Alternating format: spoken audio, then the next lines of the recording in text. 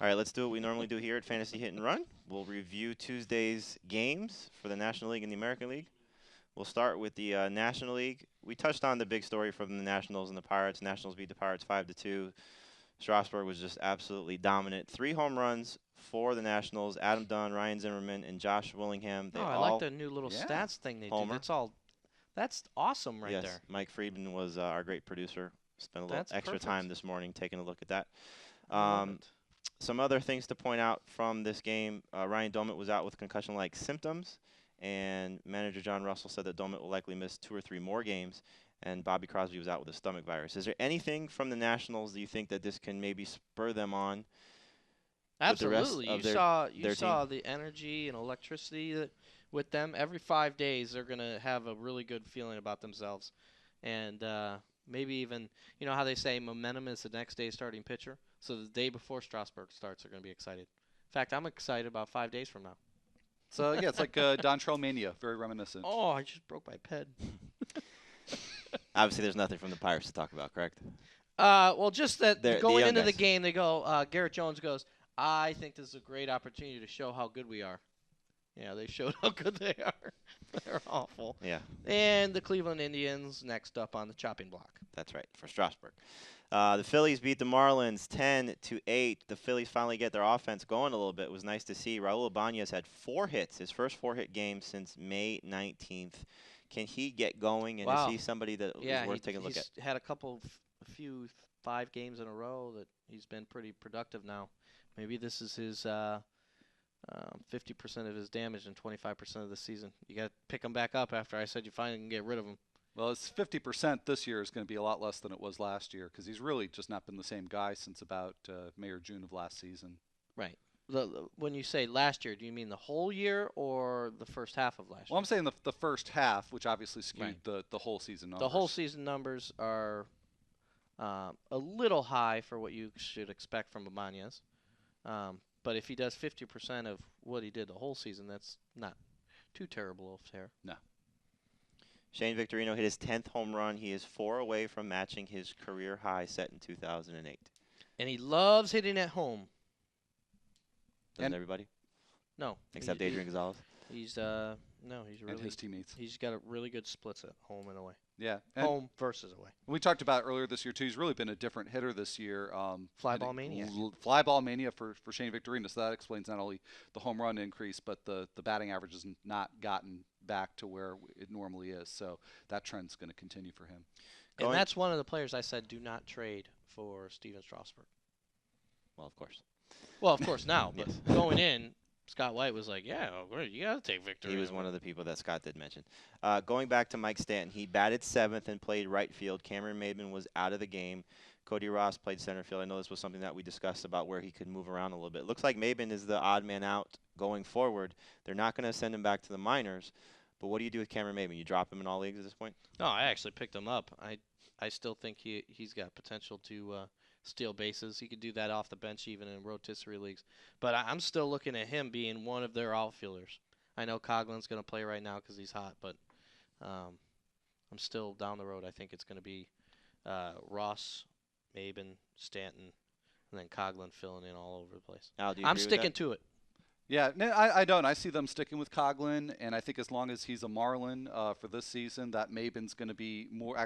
Now he doesn't have the versatility of Coughlin. That's a great play by the Marlins to put him on the bench and not let him play every day. Yeah, well, and I agree with that, and I think the best. Coughlin's not going to impact your future as much as Maybin is. Well, going to. I think the thing for them to do with Maybin is to try to deal him. Either deal him or deal Cody Ross, and give Maybin a chance to play or trade him to somebody who will. And I think there are some teams out there that could do that. Oh, every team in baseball would take a Cameron Maybin. So why not? Maybe they are testing the market for all we know, but I think that's what Maybin needs. I don't think you deal a talent like Maybin. You deal Cantu and put Coughlin back in the infield where he belongs.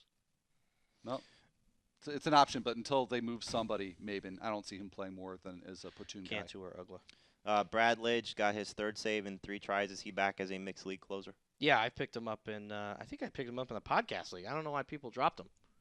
Because he's inconsistent. My podcast Not a good league reason, team but is awesome now apparently. What's your record? Oh, Al, what's your record? Podcast league 4-5. 4-5. A disappointing 4-5. Disappointing 4-5. The Giants beat the Yours Reds. is 5-4, by the way. Mine is 5-4. Yeah. How do you know this? This is why you're the data guy. I follow this stuff. The Giants beat the Reds 3-0. Matt Cain pitched a 7-hitter for his second shutout of the season and third complete game in his last 4 starts. He's only allowed one earned run in his last 34 innings. Is he back as a dominant fantasy I don't think he was ever gone. pitcher? Well, didn't he struggle to start the season a little bit? Well, he struggles, smuggles. This is Matt Cain. The problem is that the Giants don't score any runs for him, so he's only got 5 wins. And that's only a pace for like 12 to 13. He'll pick it up though and be a 15-game winner with a sub-3 ERA and a strikeout per inning, about 205, 210 strikeouts. With the way things are going right now, has he passed Lincecum as the best pitcher for the Giants right now? You mean yesterday? Yeah, he was the best pitcher for the Giants. With the way things are going with Lincecum right now, No, Lincecum's going to be fine, and by the end of the year, everybody's going to be like, why did I deal Lincecum? Because I saw that he had a few walks in there. He's going to be fine. Juan Uribe, we talked about this a little bit yesterday, but he has his 9th home run. He now has 38 RBI on the season. Is he just continue to get better and better? No, he's a streaky guy. So this is his, first half has been his hot streak. He's going to have a long cold spell in there because that's what his history suggests. His manager though says he's more consistent now than he's ever been, and that could keep him a little hotter longer and give him one of his career years. Yeah, let's revisit that in July or August. It's pretty easy to say in early June. Especially when he's going well. Yeah. The Mets beat the Padres 2-1 on a walk-off home run by Ike Davis. But the story of this game, I think, was Mike Pelfrey, who continues to be a dominant fantasy pitcher. He's now. You know what? I figured it out. Why it out. is Mike Pelfrey coming on? If you watch any Mets games, this guy is the most disgusting finger licker ever. He's finger licking good right now. But this is all just an excuse for you to say that. No, basically. no, I just completely came up that spontaneously. But he's a finger licker and used to have to like wipe off his things, and now Major League Baseball lets you go to the mouth on the mound. So guys, maybe this is why pitching's coming back. It's the spitter, because he's absolutely got junk on his hands, and they just allow him to let's put it on the ball. And he's a sinker ball, heavy ball thrower. Spit balls or sinker heavy balls. So I mean, that's part of his breakthrough. I think that's a lot of what I got to watch Jimenez. I bet you he's the guy that goes to his mouth a lot. He's now 4-0 with a 1.19 ERA in his last 5 starts. Davis hits his 7th home run of the season. You say he's a national or a Rookie of the Year candidate? Who's this? Ike Davis. He's not because of the position he plays. He would have to be extraordinary. He would have to be Jason Hayward good to really make a lot of noise at first base. Yeah, in another season, he certainly would be. Yeah, regardless of the position. You got Mike Leake, you got Hayward, you got Strasburg. You're gonna have Stanton. You're gonna have. Where does Ike Davis rank for you in mixed league play at this point? Mixed league play, solidly a mixed league guy. Clayton Richard goes 7 innings and allows only 7 hits with 1 earned run, 1 walk, and 6 Ks for the Padres. He's starting to come around. Yeah, starting to. I mean, he's been this way for a long time. Well, this season, maybe latter last year, that trade from the White Sox was such a godsend for him and for anybody who owns him in fantasy, going from one of the most prolific home run parks to the least prolific. Now, granted, he's a ground ball guy, so it's not going to have the effect on him that it would have on another pitcher, but fantasy baseball today, I call him one of the most underrated starters in Major League Baseball. And he went to and played baseball at the University of Michigan. Michigan, of course. Of course. Everybody doesn't know you're from Michigan, though. You have to announce it first. Well, I've pimped it a little bit on the program, but Al went to Michigan. Pipped it on the program. The Brewers beat the Cubs 3-2. Oh, one thing about the Padres. One thing. Why are they in first place and so darn good? Bullpen. And why are their starters so good? Bullpen. These guys only have to go 6 innings, and then they just got lights out guys all through the 6th, 7th, 8th, 9th, 10th, 11th. I know as long as they stay in contention, they're not going to trade Heath Bell. But if they start to fall back, is that still a possibility for them? I think it is because they toyed with the idea last year, and they've got options. Like Emac was just saying, they've got options in that middle relief core, and I'd love to see somebody like Gregerson get a chance to close out games. I think he'd be dynamite. The Brewers beat the Cubs 3-2, and we talked about this yesterday reading one of the emails. It was Ted Lilly versus Anibal Sanchez. Ted Lilly, again, another good outing.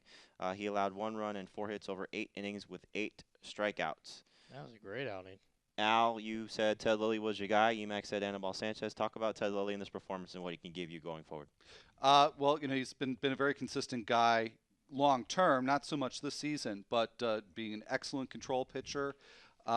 Good fly ball pitcher, which could be a little bit dangerous when he's pitching at Wrigley, but overall he keeps the home runs in check, and that's been a great combination for him. And that's been his recipe the last few starts. So I think you can expect what you saw in this game, what you've seen for the last probably 3 seasons or so. That's what you can expect going forward. Giovanni Gallardo with another solid start. He is now 6-0 with a 1.7 ERA in his previous 9. He got a no decision in this game and left after 7 innings. Remember when earlier this year everybody was complaining, what's wrong with Gallardo? Thanks, Emac. He's just fine. Looks to be that way. The Astros beat the Rockies 4-3. Carlos Lee is starting to continue to come around. Starting to continue? Yes. He has a 9-game hit streak. He's I'm 12 for not the only 35 one that can pick on your speech. over that stretch with 3 home runs and 9 RBIs. Just going to continue? Is this his 50%? Yes, it is. He's a good player. I like him. Trade for him? I actually tried to. Well, trade for him now. Well, you probably missed it by 2 weeks. Yeah, I put out a. I mean, you're not going to trade him. You have him in the bigs. That's right. You ready to deal? No. You tried to deal him for Strasburg yesterday. No. Oh, it's with Strasburg. With for Strasburg. Braun.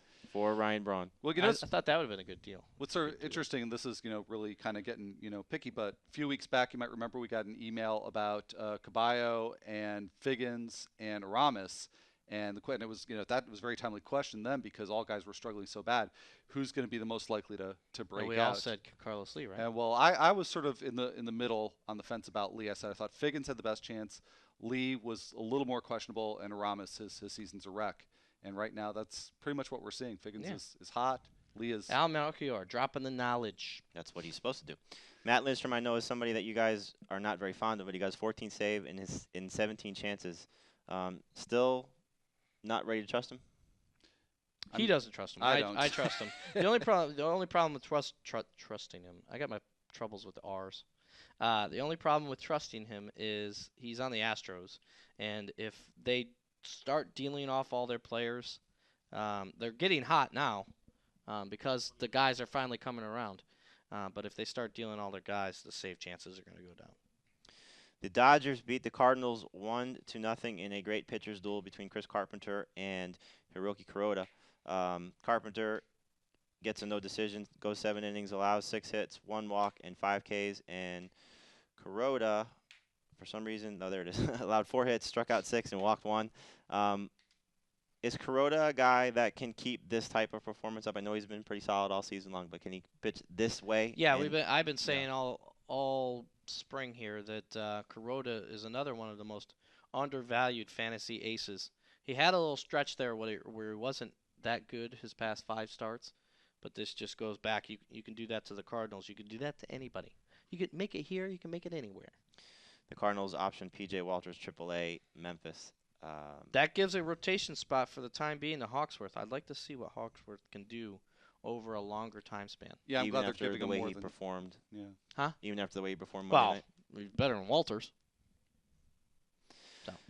The Braves. Oh, sorry, just because I got kind of excited about right before the show, I saw the note here and saw Fernando Salas is getting the call. This is a guy that I've been watching for a couple years because he's had great minor league numbers as a closer, and not that the Cardinals are looking for one right now, but could be a guy in deep leagues that use middlemen that could really help you with strikeouts.